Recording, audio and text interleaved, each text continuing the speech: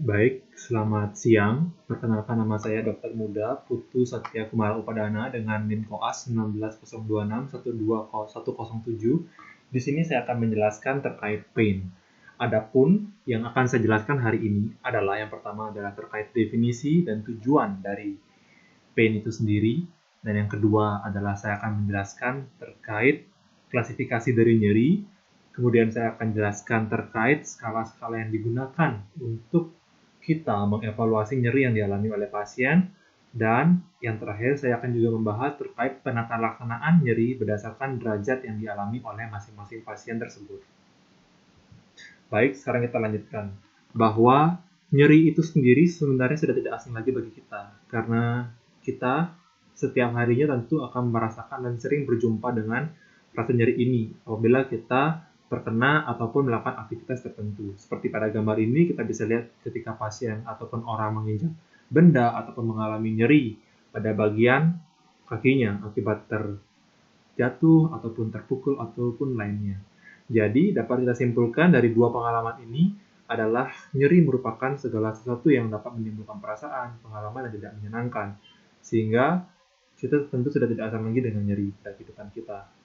Jadi, definisi nyeri berdasarkan EISP adalah merupakan suatu pengalaman sensoris dan emosional yang tidak menyenangkan, tidak mengenakan, berhubungan dengan kerusakan jaringan, baik yang bersifat nyata ataupun aktual atau potensial, yang berpotensi dapat menimbulkan kerusakan pada jaringan tubuh. Di mana nyeri ini akan terdapat dua hal yang penting yang harus kita perhatikan, adalah pengalaman emosional dan sensoris. Mengapa sensoris? Karena tentu nyeri yang kita rasakan ini tentu harus ditransmisikan kepada otak melalui sistem saraf sensoris yang ada dalam tubuh kita sendiri. Yang kedua adalah emosional.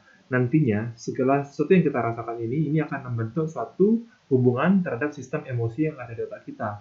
Sehingga kita akan merasakan tidak menyenangkan dan tidak mengenakan berdasarkan hasil dari emosi yang kita olah pada tubuh kita sendiri. Jadi, di sini saya sudah menciptakan suatu algoritma untuk mengklasifikasikan nyeri berdasarkan kerusakan jaringan yang dapat ditimbulkan ataupun didampakkan dari adanya kerusakan pada tubuh kita dalam berupa tissue damage, di mana nyeri sangat berhubungan dengan tissue damage. Sekarang kita klasifikasikan tissue damage ini menjadi dua bagian, apakah bersifat aktual ataupun hanya potensial.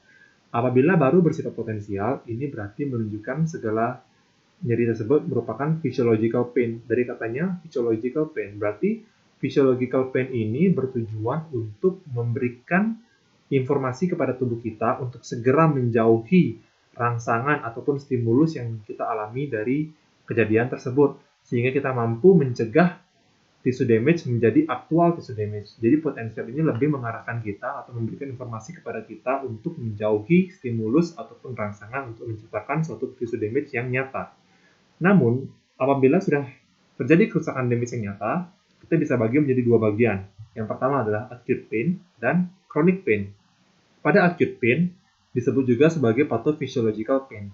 Berdasarkan katanya, pathophysiological pain ini menunjukkan bahwa memang terjadi suatu gangguan pada fisiologis ataupun fungsi fisiologis tubuh pada manusia sehingga menciptakan pain yang dapat kita rasakan pada waktu itu juga. Jadi pathophysiological pain ini memang timbul dari adanya rangsangan reseptor nyeri pada tubuh kita pada saat itu yang mampu memberikan efek ataupun impact kepada fungsi fisiologis tubuh sehingga kita mampu merasakan pain yang ataupun nyeri yang kita alami pada saat itu. Namun, terdapat juga chronic pain.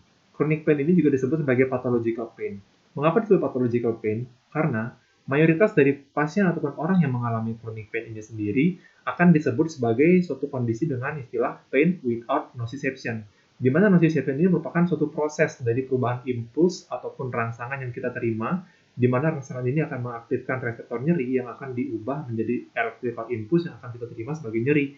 Namun, kebanyakan pada pasien dengan ataupun orang dengan chronic pain ini, pain tersebut bersifat patologis. Artinya, meskipun tanpa adanya rangsangan stimulus ataupun stimulasi yang langsung dan nyata, tetapi pasien tetap mengalami nyeri sehingga menjadi chronic pain. Kemudian timbullah pertanyaan dalam diri kita sendiri. Apakah penting pain dalam hidup kita? Is pain important in our life? Yes, of course. Pain is really important in our lives. Karena apa? Karena pain ini sendiri dapat mempengaruhi survival melalui 3 tahapan di sini ya. Karena pain yang pertama mampu memberikan efek kepada attitude dan emosi kita. Yang kedua, pain memberikan sinyal dan informasi terkait pada movement dan behavior kita. Dan yang terakhir, pain ini sendiri juga mampu memberikan dampak ataupun sinyal kepada attitude dan emotion kita.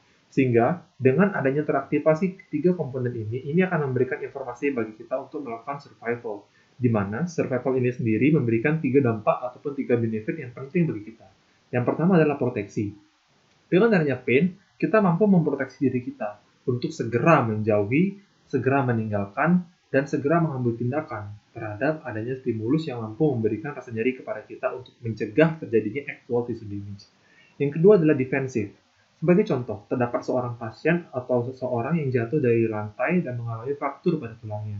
Tentu, pasien tersebut akan mengalami nyeri, sehingga akan mampu memberikan tindakan defensif yaitu berupa gerakan ataupun merupakan tindakan imobilisasi terhadap pasien tersebut untuk tidak melakukan tindakan ataupun intervensi yang mampu lebih membahayakan pasien tersebut. Sehingga dengan pain tersebut kita mampu mengambil tindakan yang tepat untuk pasien tersebut. Dan yang terakhir adalah diagnostik. Sebagai contoh, seorang pasien ataupun seseorang dengan keluhan nyeri di perut kanan bawah, dan ini akan memberikan informasi dan clue kepada dokter untuk menegakkan diagnosis pasien. Sehingga dengan adanya pain ini, nyeri dari pasien tersebut mampu memberikan informasi kepada dokter untuk menegakkan diagnosis yang akan ditetapkan nantinya. Sehingga dengan adanya proteksi, defensif, dan diagnosis ini akan sangat membantu kita dalam sehari-hari berkat dari adanya pain. Kemudian, bagaimanakah kita bisa merasakan nyeri yang kita alami? Jadi di sini saya akan menjelaskan terkait pain ataupun transmisi dari nyeri pada tubuh kita. Di mana di sini melibatkan proses transduksi, transmisi, modulasi, dan persepsi, serta di sini melibatkan first, second, dan third order neuron serta peranan analgesik endogen pada tubuh kita sendiri. Baik, saya akan mulai. Di sini saya akan merupakan sebuah gambar, di mana di sini merupakan sisi kanan, di mana di sini terdapat first order neuron ataupun afferent nerve fiber yang merupakan peripheral nervous system. Kemudian terdapat juga segmen medula ya, segmen tulang segmen medula ataupun medula di sini sudah terdapat keterangannya, dan di sini terdapat third order neuron yang akan menghubungkan dari thalamus kepada korteks ya. Jadi kita mulai. Andai kata pada bagian kaki kanan kita mendapatkan noxious stimulus yang mampu merangsang nyeri pada tubuh kita. Jadi di sini terdapat dua reseptor, entah terdapat di dalam kulit ataupun di sendi ya. Ketika kedua reseptor ini terstimulasi, maka di sini akan mampu memberikan rangsangan kepada first order neuron ataupun afferent nerve fiber melalui dua fiber, apakah melalui C fiber yang bersifat lebih lambat untuk localized pain, atau dari delta fiber yang myelin, yang terselubung myelin.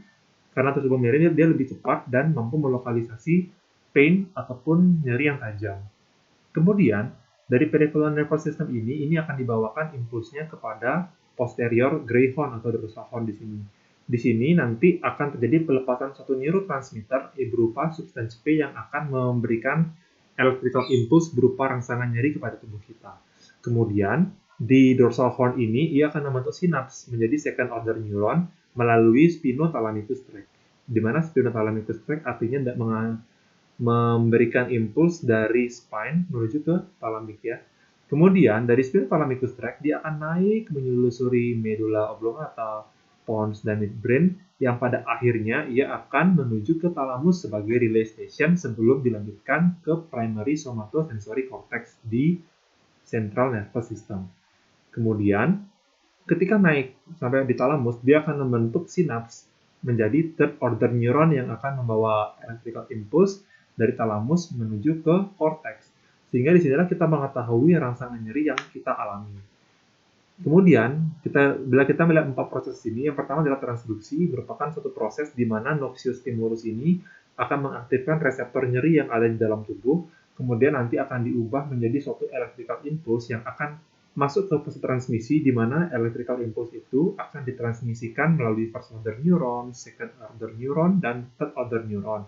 Di mana pada bagian dorsal horn di sini terdapat suatu proses modulasi antara inhibitory dan excitatory system yang akan menentukan apakah kita mampu mempersepsikan nyeri yang kita alami ataupun tidak. Untuk modulasi dan peranan analgesik endogen tubuh akan saya jelaskan pada slide berikutnya. Kemudian timbul pertanyaan, How and when do we perceive pain stimulus? Bagaimana dan kapan kita mampu mempersepsikan rasa nyeri yang kita alami? Jadi, tubuh kita sangat istimewa, karena pada tubuh kita memiliki suatu sistem modulasi dan keseimbangan antara excitatory system dan inhibitory system. Pada inhibitory system terdapat beberapa komponen atau mekanisme yang mampu menekan rasa nyeri pada tubuh kita, sehingga electrical impulse pada tubuh kita tidak mampu mencapai korteks, sehingga kita tidak mampu mempersepsikan nyeri pada tubuh kita. Di mana komponen ini terdiri seperti kognitif dan emosional seseorang, norepinefrin, Na, GABA, dan serotonin, di mana di sini mampu memberikan suatu inhibitory system kepada tubuh kita. Kemudian pada excitatory system seperti sitokin, prostaglandin, potasium, dan leotokin ini akan mampu mengaktifkan dan mengirimkan electrical impulse kepada otak kita, sehingga kita mampu merasakan nyeri yang kita alami. Dan proses ini terjadi pada bagian dorsal greyhound di sini ya. Di sini terdapat suatu proses modulasi. Apabila inhibitory system lebih besar efeknya daripada excitatory system, maka tentu tubuh kita tidak akan mampu merasakan nyeri yang kita alami. Namun sebaliknya, apabila excitatory system lebih besar efeknya daripada inhibitory system, electrical impulse ini akan diteruskan sampai ke third order neuron dan pada akhirnya kita mampu merasakan nyeri yang kita alami. Jadi semuanya harus berlangsung secara fisiologis dan seimbang. Baik, setelah kita mengerti terkait definisi, tujuan, dan bagaimana electrical impulse ataupun perjalanan dari nyeri ke otak kita harus mengetahui bagaimana cara kita mengakses ataupun menilai seseorang yang sedang kesakitan akibat nyeri yang dialami. Yang pertama adalah kita harus melakukan eksaminasi ataupun pemeriksaan pada pasien tersebut melalui anamnesis dan pemeriksaan fisik. Kita tanyakan pada anamnesis, kita tanyakan bagaimana kualitas nyerinya, lokasinya, kapan, apakah ada faktor pemberat dan faktor pemberingan terkait nyeri yang dia alami. Kemudian tanyakan kronologisnya seperti apa, dan tanyakan juga riwayat pada pasien tersebut. Setelah melakukan anamnesis, kita akan melakukan pemeriksaan fisik pada pasien tersebut terkait lokasi nyerinya. Kita inspeksi, kita palpasi, dan kita lakukan pemeriksaan.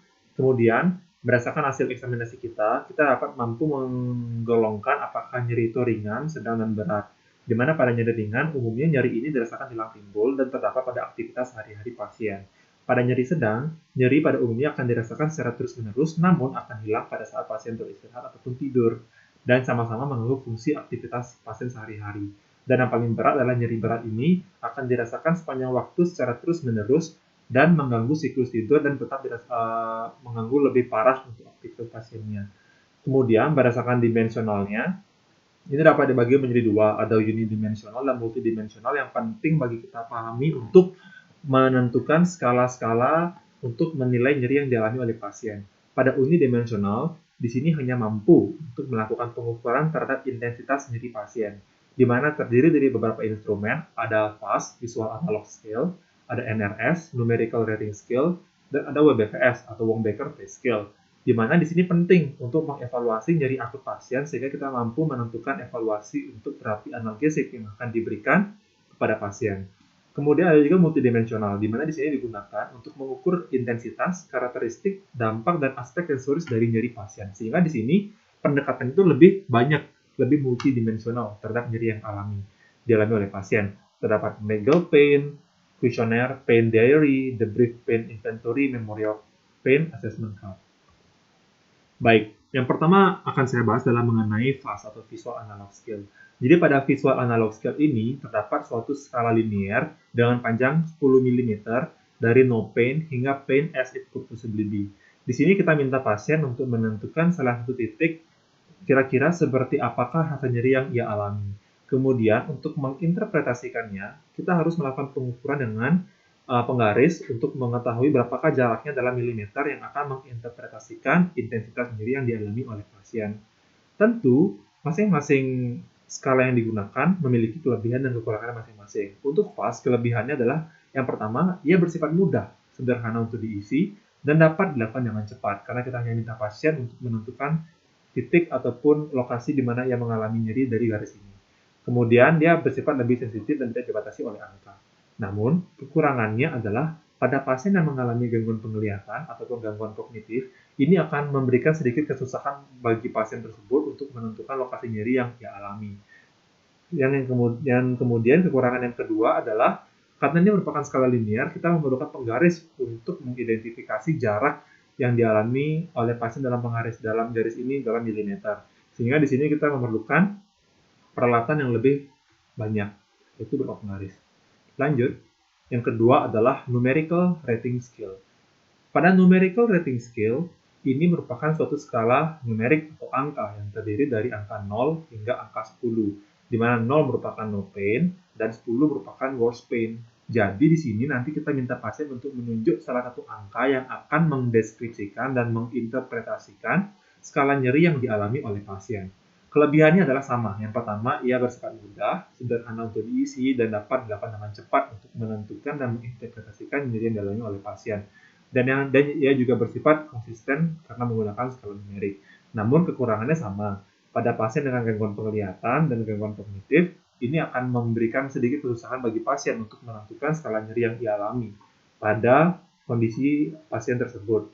Dan karena di sini juga merupakan skala numerik, sudah ada pembatasannya dalam berupa angka-angka, ini akan tidak dapat memberikan atau membedakan nyeri yang lebih teliti yang pada pasien alami. Kemudian yang ketiga ada Wong-Baker Pay Scale. Jadi di sini merupakan salah satu pain assessment ataupun instrumen untuk menilai intensitas nyeri pasien dan berguna untuk menentukan modalitas terapi khususnya pada seseorang ataupun anak-anak dengan usia di atas 3 tahun dan pada dewasa yang mengalami suatu gangguan ataupun tidak dapat mendeskripsikan nyerinya dengan skala angka. Sehingga kita mampu menggunakan ekspresi-ekspresi wajah di sini untuk menentukan skala nyeri yang dialami pasien. Di mana deskripsi wajah akan mendeskripsikan ataupun menginterpretasikan kategori nyeri yang dialami oleh pasien. Untuk kelebihannya yang pertama, di sini sama bersifat mudah, sederhana untuk diisi dan dapat dilakukan dengan cepat. Dan yang kedua, pasien dengan gangguan kognitif dapat digunakan pemeriksaan ini bagi pasien tersebut dan anak-anak pun juga dapat menggunakannya hanya untuk meminta mereka untuk menentukan kira-kira dari keenam ekspresi ini manakah yang mampu memberikan gambaran yang sangat tepat bagi mereka.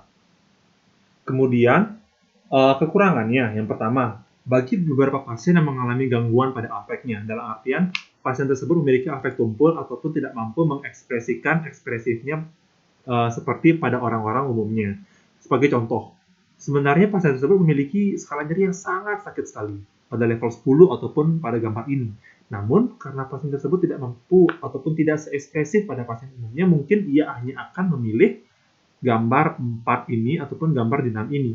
Karena ia tidak mampu memberikan gambaran yang ekspresif pada umumnya. Sehingga di sini akan mampu memberikan potensi bias pada hasil pemeriksaan yang kita lakukan pada pasien. Kemudian ada juga pain assessment berupa MPQ atau McGill Pain Questionnaire. Di mana pada McGill Pain Questionnaire ini terdapat 4 bagian. Yang pertama, ada gambaran nyeri. Yang kedua, indeks nyeri. Ada juga pertanyaan nyeri terdahulu dan lokasinya seperti apa. Dan yang keempat adalah indeks intensitas nyeri pada saat ini. Di mana pada McGill Pain Questionnaire ini terdiri dari 78 kata sifat yang terbagi dalam 20 kelompok, di mana dalam setiap set terdapat 6 buah kata yang menggambarkan kualitas nyeri yang dialami oleh pasien yang semakin meningkat. Di mana kelompok 1 sampai kelompok 10 ini merupakan kualitas sensori nyeri dari pasien, kelompok 11 sampai kelompok 15 merupakan kualitas efektif nyeri dari pasien, pada kelompok 16 ini merupakan dimensi evaluasi, dan 17 sampai 20 merupakan keterangan lain dan spesifikasi yang lebih menjurus dan mendasar pada nyeri pasien yang pasien alami. Kemudian terdapat juga patient name yang harus kita isi, tanggal pemeriksaan, waktu pemeriksaan, dan juga terdapat indeks nyerinya seperti apa. Kemudian di sini juga terdapat kolom komen yang dapat digunakan bagi para tenaga medis ataupun dokter untuk mengidentifikasi dan memberikan catatan khusus terkait temuan-temuan yang ditemui oleh pasien tersebut. Tentu ada kelebihan dan kekurangannya. Di mana pada kelebihannya, McGill Pain Questionnaire ini sangat cocok dan baik untuk digunakan untuk mengevaluasi nyeri kronik yang dialami oleh pasien dan bersifat detail untuk menggambarkan dan mendeskripsikan nyeri pasien karena di sini sudah terdapat cukup banyak pertanyaan yang mampu memberikan gambaran yang lebih spesifik terkait nyeri yang dialami oleh pasien. Namun kekurangannya apa? Yang pertama, karena banyaknya komponen pertanyaan ataupun komponen checklist yang harus kita periksakan pada pasien, ini akan memberikan penilaian yang bersifat tidak sederhana, kompleks, dan rumit untuk dikerjakan kepada pasien, dan tentu akan memakan cukup banyak waktu untuk mengisinya. Dan yang kedua, kita juga memerlukan kooperatif pasien dan kita perlu meyakinkan pasien cukup mengerti terkait prosedur yang akan kita jalani pada pasien sehingga tidak menimbulkan bias pada pemeriksaan. Kemudian terdapat juga pain assessment berupa pain diary.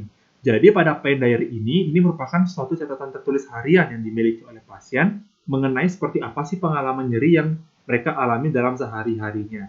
Jadi di sini pasien mampu ataupun dapat menulis perjalanan nyerinya seperti apa dalam sebuah diary, di mana di sini akan menggambarkan intensitas nyeri dan perilaku pasien dalam aktivitas sehari-hari, tidur, aktivitas seksual maupun konsumsi obat seperti apakah nyeri-nyeri yang ia alami. Di mana kita lihat di sini terdapat tanggal, kemudian terdapat juga skala untuk menilai nyeri pasien seperti apa, kemudian di sini terdapat waktu, kemudian seperti apakah nyeri yang ia alami dalam aktivitas apakah nyeri ini muncul, apakah pasien mengambil obat-obatan dengan cukup baik, kemudian apakah pasien mengambil treatment ataupun pengobatan yang ia dapatkan, dan seperti apakah rit nyeri yang dialami. Jadi di sini sudah cukup lengkap dan dapat diisi oleh pasien secara mandiri. Kemudian untuk kelebihan dan kekurangannya, yang pertama untuk kelebihan. Di sini baik dan cocok untuk mengevaluasi nyeri kronik yang dialami oleh pasien. Karena seperti yang kita ketahui sendiri bahwa nyeri kronik ini berbeda dari nyeri yang lain karena di sini sudah melibatkan suatu chronic pain yang bersifat pain without nociception dan cenderung bersifat fluktuatif. Jadi di sini pasien mampu menulis segala sesuatu yang ia alami secara mandiri.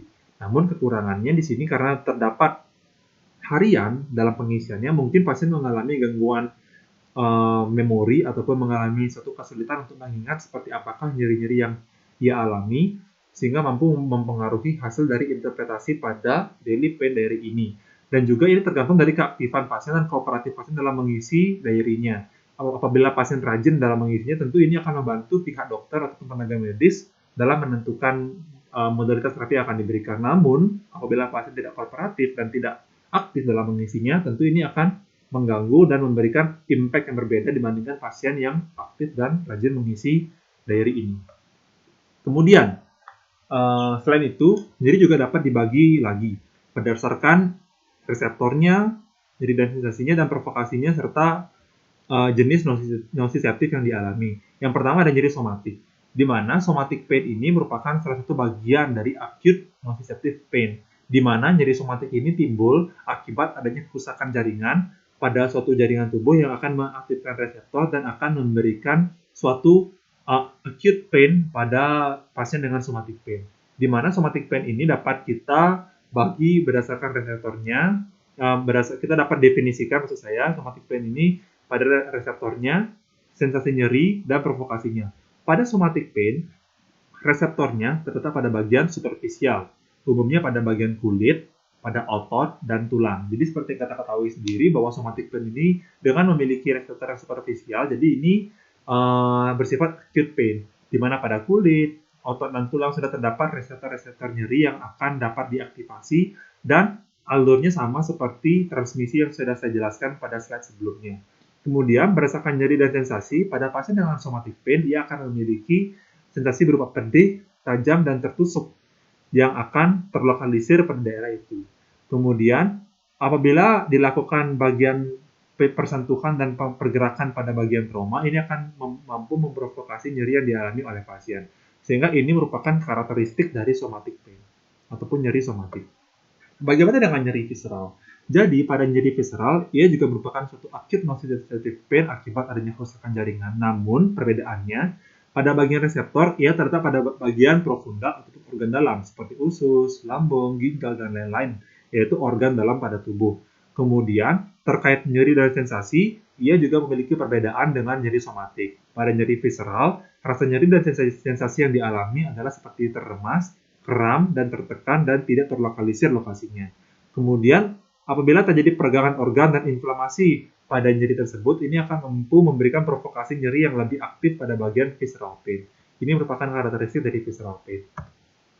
Kemudian, bagaimana dengan nyeri aleh? Nyeri aleh atau revert pain secara definisi merupakan suatu nyeri pada organ yang dialihkan ke permukaan tubuh yang tidak tepat dengan lokasi nyeri tersebut, di mana ini dapat juga didefinisikan sebagai suatu nyeri somatik dalam ataupun visceral yang terasa di somatik superficial. Mengapa bisa? Karena ada satu teori yang disebutkan sebagai teori konvergensi proyeksi, di mana terdapat dua tipe afferent. Jadi, terdapat reseptor di kulit dan terdapat reseptor otak dalam visceral, di mana kedua reseptor ini akan memberikan suatu afferent nerve kepada segmen spinal yang sama. Jadi dari kulit maupun otot dalam visceral terdapat suatu konvergensi proyeksi ke dalam segmen spinal yang sama, sehingga ini akan berkonvergensi ke sel-sel sensorik yang sama pada suatu segmen spinal. Sehingga pada pasien-pasien dengan misalnya mengalami iskemik ataupun acute coronary syndrome ataupun nyeri-nyeri tersebut, ini akan mampu memberikan revert pain kepada daerah-daerah superficial lainnya diakibatkan adanya dua tipe afferent yang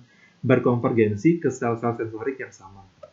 Seperti ini contohnya. Di sini adalah merupakan visceral ya untuk heart, di sini ada skin, di mana kedua reseptor ini akan mampu berkonvergensi ke segmen spinal yang sama di sini, sehingga pada nantinya ini akan dilanjutkan ke thalamus, sehingga pada nantinya ini akan mampu memberikan suatu revert pain pada pasien tersebut. Kemudian, setelah membahas itu, kita akan mampu menentukan modalitas terapi yang dapat kita berikan kepada pasien. Jadi, untuk membantu dokter dalam menegakkan suatu terapi yang diberikan kepada pasien nantinya, di sini sudah terdapat WHO yang dimana ini dilakukan oleh WHO berupa pain step ladder, di mana ada step 1, step 2, dan step 3. Di mana pada step 1 ini terdiri dari non-opioid dan plus minus adjuvan, ini digunakan dalam penanganan awal dalam nyeri. Kemudian, pada step 2, ini merupakan penanganan untuk nyeri yang menetap atau bahkan bertambah kuat. Dan yang ketiga, yang paling tinggi di sini adalah step 3. Di sini untuk penanganan untuk nyeri yang menetap.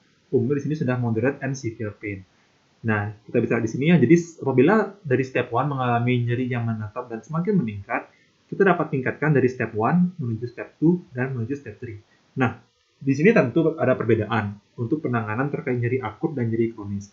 Pada nyeri akut, umumnya kita mulai dari 3-2-1, yaitu dari step 3 ke step 2 dan ke step 1. Sedangkan pada nyeri kronis, kita mulai dari step 1, step 2, dan step 3.